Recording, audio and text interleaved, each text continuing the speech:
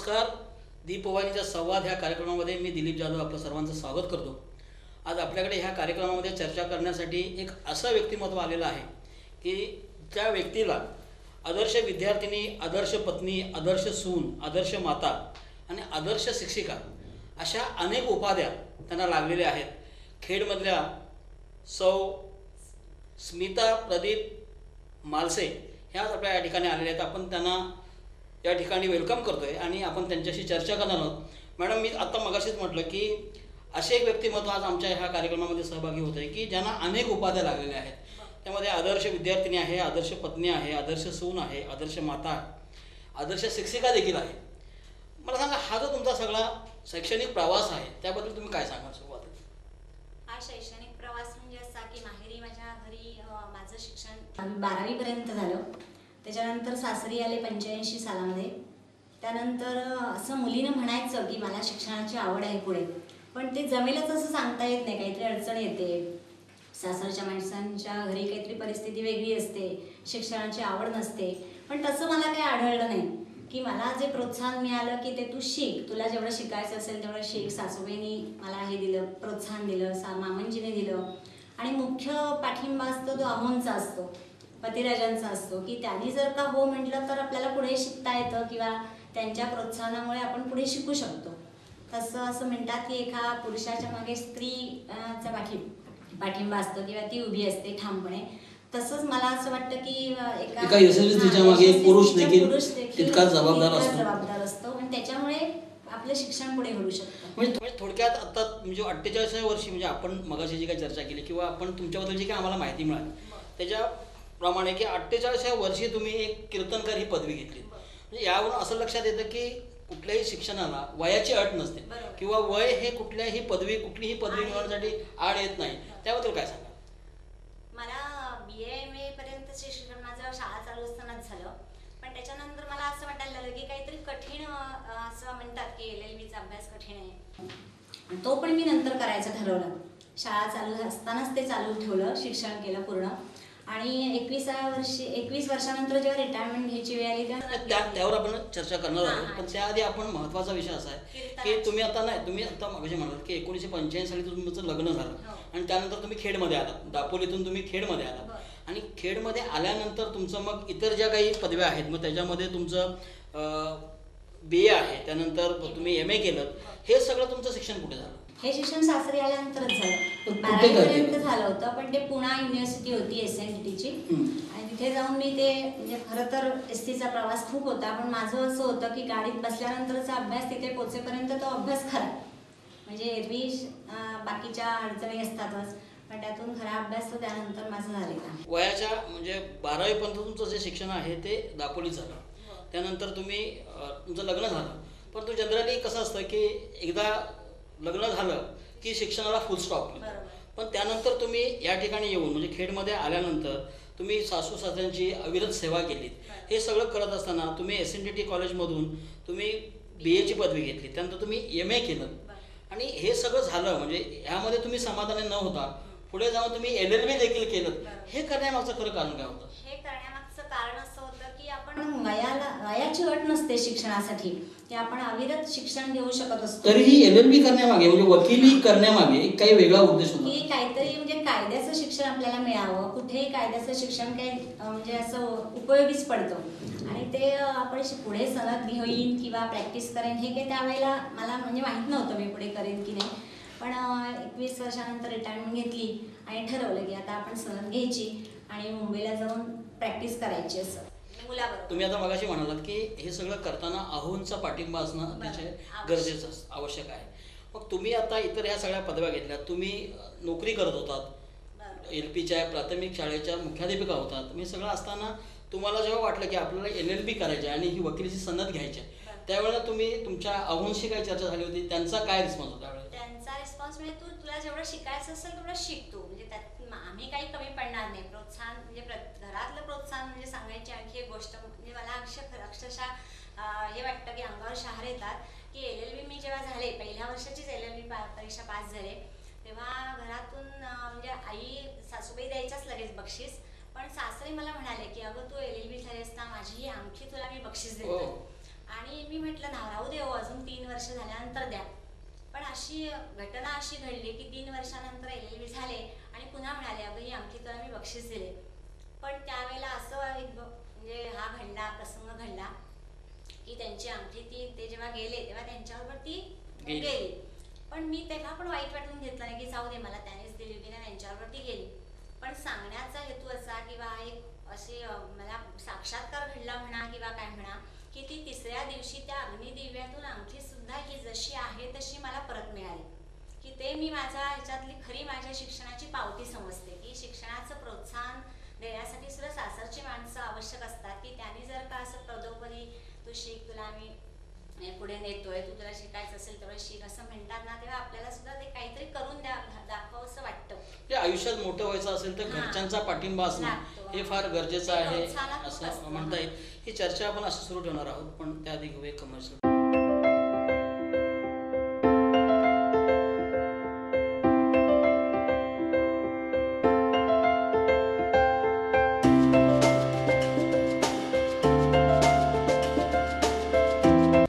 दीपवाहिनीच्या संवाद या कार्यक्रमामध्ये मी दिलीप जाधव पुन्हा एकदा तुमचं सर्वांचं स्वागत करतो. या ठिकाणी आपण स्मिता मालसे यांच्याकडे आपण चर्चा करतो, यांच्याकडे संवाद साधतोय. मॅडम, मला तुम्हाला पुढचा एक प्रश्न असा विचारायचा आहे की 2014 ते 2017 ह्या दरम्यान तुम्ही दादरला कीर्तनालंकार ही पदवी मिळवली. मला सांगा की तुम्ही मगाशीच मी म्हटल्याप्रमाणे की तुम्ही अनेक पदवी आतापर्यंत मिळवत आलात. ही पदवी देखील आहे, ती पदवी मिळवण्यामागचं किंवा ते त्या महाविद्यालयात जाऊन हे शिक्षण घेण्यामागचं काम काय होतं? BA, MA आणि LLB असं माझं ट्रिपल ग्रॅज्युएट पूर्ण झालं होतं. पण असं म्हणतात की वयाला अट म्हणजे शिक्षणाला अट नसते की किती आपण शिक्षण घेऊ शकतो. त्यानंतर सनद घेतल्यानंतर जेव्हा मुंबईला गेलो दादरला, सासूबाईंना पण बरोबर घेऊन गेलो कारण त्या आजारी होत्या. आणि मुलांचं शिक्षण आणि सासूबाईंची सेवा ही 2 ध्येय डोळ्यासमोर ठेवली आणि दादरला गेलो. पण तिथे गेल्यानंतर सनद घेतल्यानंतर प्रॅक्टिस करायची असं ठरवलं होतं. पण त्याही आजारी पडल्या होत्या, त्यांची सेवा करणं महत्त्वाचं होतं. आणि दुसरं म्हणजे तिथे दादरला एक कीर्तन महाविद्यालय होतं आणि तिथे माझ्या नकळतच आमच्या ह्यांनी नाव नोंदवून आले, म्हणजे ॲडमिशन घेऊन आले की कीर्तनासाठी तुझं नाव नोंदवलंय. मी तेव्हा त्यांना म्हटलं अहो या वयात 48व्या वर्षी मला शिक्षण म्हणजे अभ्यास करता येणं शक्य होईल का? तर म्हणे नाही होईल, तुला शिक्षणाची आवड आहे, गाण्याची आवड आहे, तू करू शकशील. मी थोडासा नकार दिला होता, पण नंतर म्हटलं चालेल आपण करूया, आपण इथे नाहीतरी राहणार आहोत ना 2-3 वर्ष.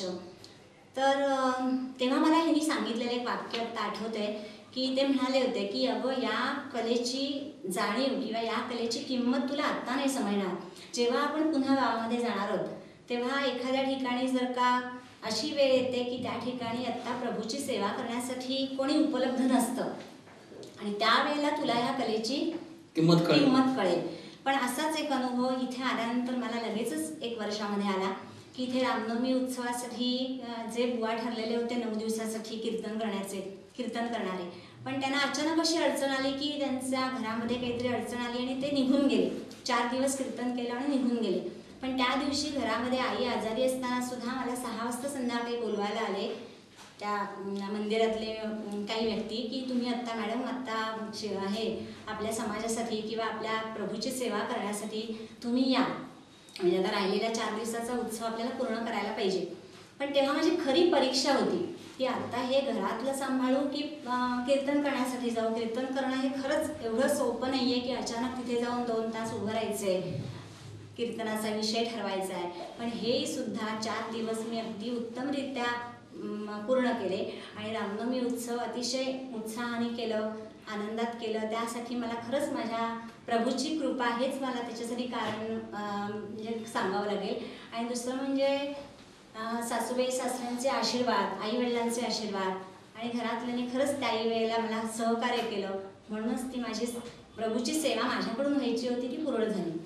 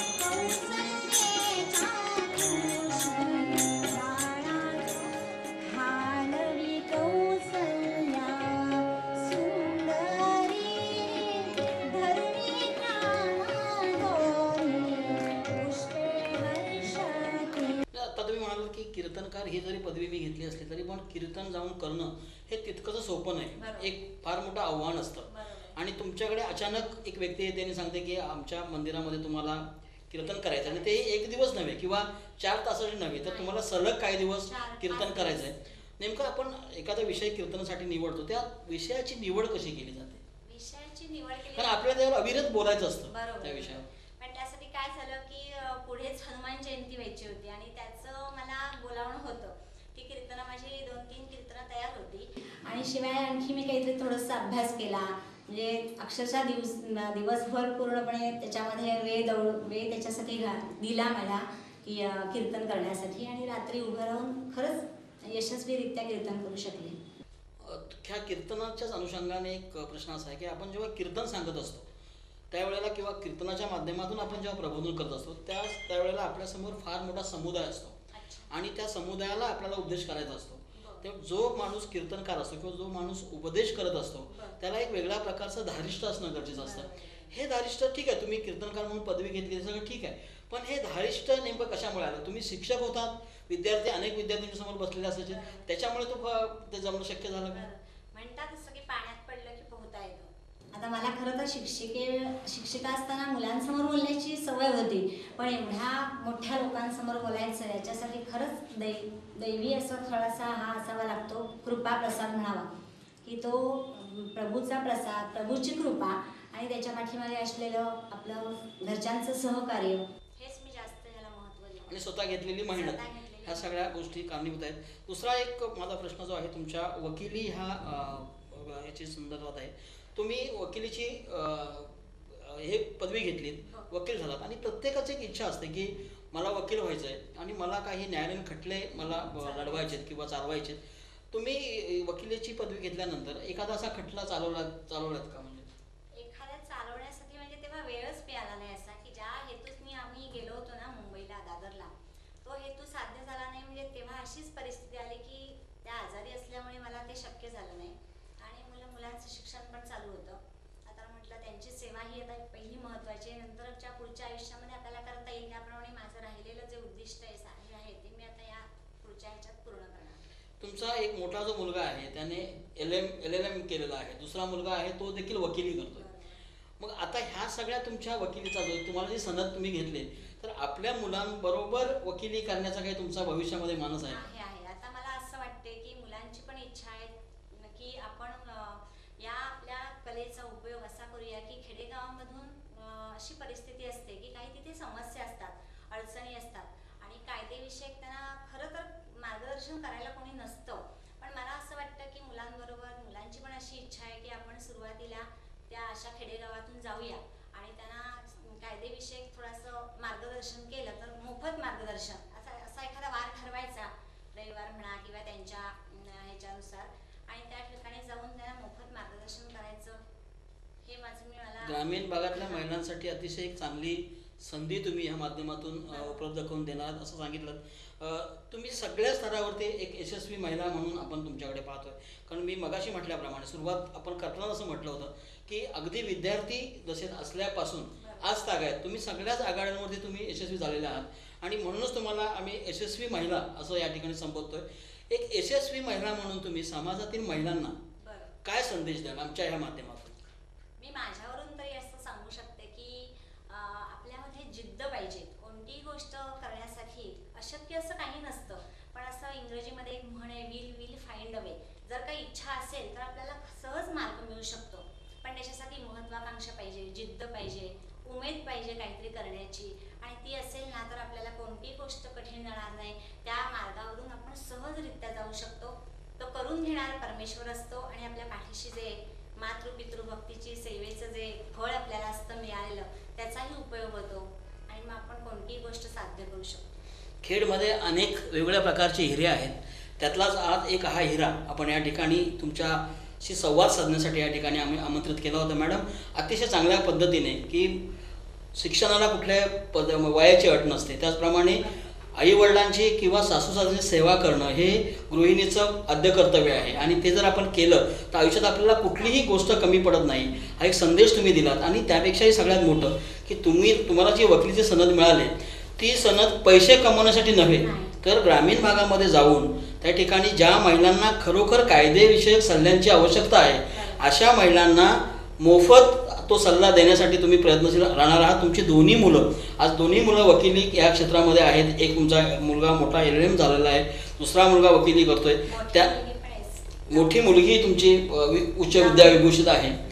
ह्या सगळ्या गोष्टी म्हणजे एका घरामध्ये 4 वकील आहेत आणि त्याचा उपयोग हा फक्त घरामध्ये पैसे आणण्यासाठी नव्हे तर समाजासाठी काहीतरी करण्याचा तुम्ही जो विचार या ठिकाणी बोलून दाखवलात तर निश्चितच आम्ही त्याचं कौतुक करतो या ठिकाणी. आणि तुमच्या भावी वाटचालीस आम्ही दीपवाहिनीच्या वतीने तसंच आमच्या सर्व प्रेक्षकांच्या वतीने तुम्हाला शुभेच्छा देतो आणि तुम्ही इथे आलात त्याबद्दल आपले धन्यवाद. धन्यवाद. मी पण दीपवाहिनीचे आभार मानते की मला इथं बोलावलं तुम्ही आणि माझ्या मनातलं मनोगत तुम्हाला सांगण्याचं किंवा माझी जी पुढची इच्छा आहे ती व्यक्त करण्याची संधी दिली त्याबद्दल